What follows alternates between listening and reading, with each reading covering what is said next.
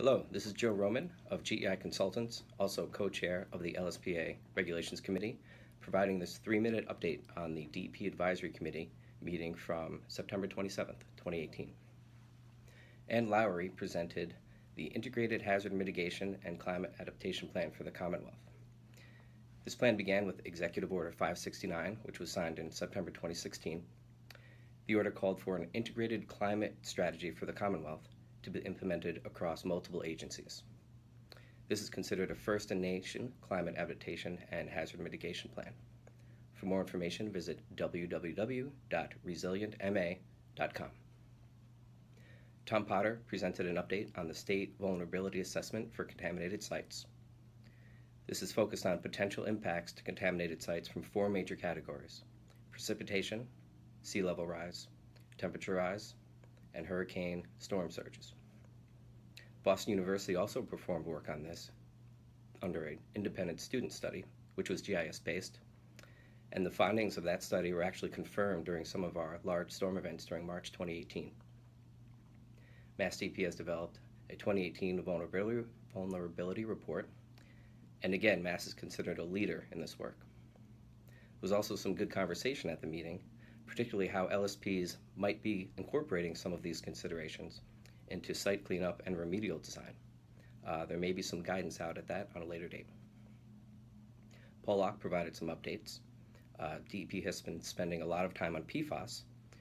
Office of Research and Standard issued a 70 part per trillion drinking water guideline. Shortly thereafter, ATSDR issued draft toxicity suggesting that that drinking water guideline might need to be lowered. DEP is currently waiting to see if there are any other toxicity changes imminent before adopting toxicity and developing Method 1 standards. DEP is also wrapping up their TCE trichloroethylene site review, their review of closed TCE sites.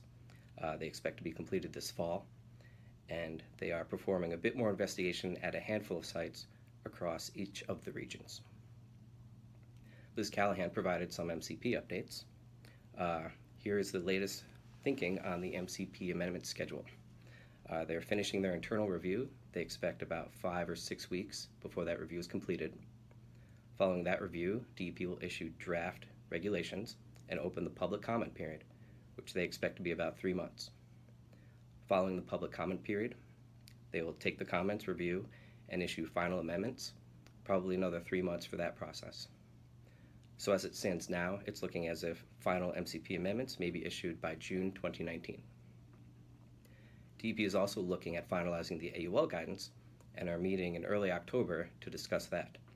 And they do expect that a final AUL guidance would be issued before the MCP changes.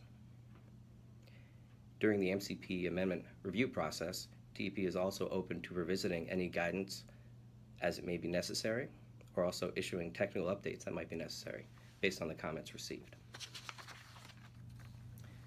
Karen Pelto gave a brief update on the National Resource Damage Assessment and Restoration process. There is a summary of input received on the proposed NRD process from many stakeholders. They are preparing a response to comments, and they're expecting to issue that within 1 to 2 weeks. They will also develop a public hearing draft and supporting materials, and that will likely be issued after the MCP amendments. And finally, some administrative items from DEP. Their budget is good. They are above maintenance level, and they are looking to hire new staff and add capacity.